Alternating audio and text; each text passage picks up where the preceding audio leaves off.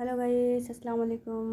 আপনারা সবাই কেমন আছেন? আশা করি আল্লাহর রহমতে ভালো আছেন। আমি আল্লাহর রহমতে ভালো আছি। আমি একটা নতুন টিপস নিয়ে আপনাদের সামনে এসেছি। সেটা হচ্ছে সবজি রেসিপি। আমি প্রথমে কড়াইতে কিছু মিষ্টি কুমড়া দিয়ে দিয়েছি। তারপরে দিলাম পেঁপে কুচি। তারপরে কিছু আলু কুচি দিয়ে দিলাম।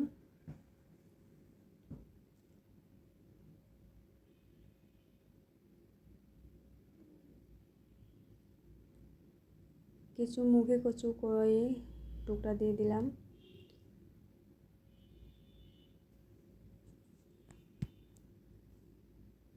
কিছু ভেন্ডি দিয়ে দিলাম। সবজি রান্নার ক্ষেত্রে বিভিন্ন ধরনের সবজি ইউজ করতে হয়। এখন কিছু বটবডি টুকরা দিয়ে দিলাম।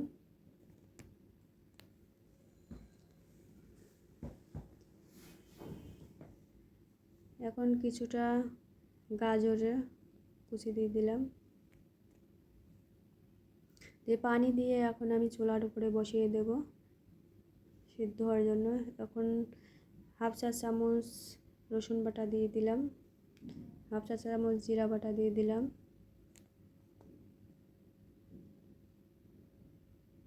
কিছু সময় জাল করে নিব। হাফ চা চামচ আদা বাটা দিয়ে দিলাম। সিদ্ধ করতে হবে সবজিগুলো, ভালোভাবে সিদ্ধ করে নিতে হবে। এখানে পানি দিয়ে জাল করে নিচ্ছি। এক চা চামচ লবণ দিলাম।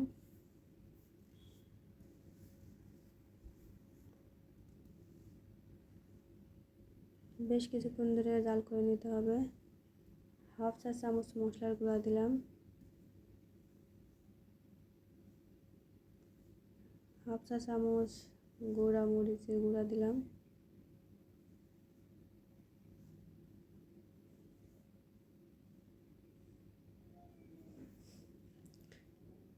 ভালো করে সিদ্ধ করে নিয়ে তারপরে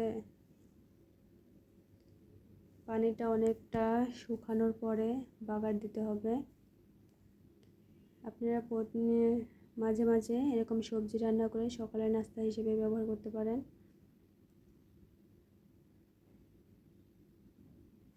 দুই টুকরা দারচিনি দিয়ে দিলাম, দারচিনি, এলাচ আর দুই টুকরা তেজপাতা দিয়ে দিলাম। ভালোভাবে নাড়াচাড়া করে কিছুক্ষণ জাল করে নিব।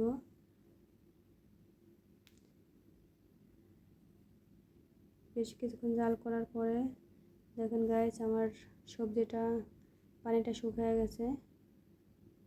আর একটু জাল করে নিয়ে আমি বাগার দিব, তেলের উপর দিব।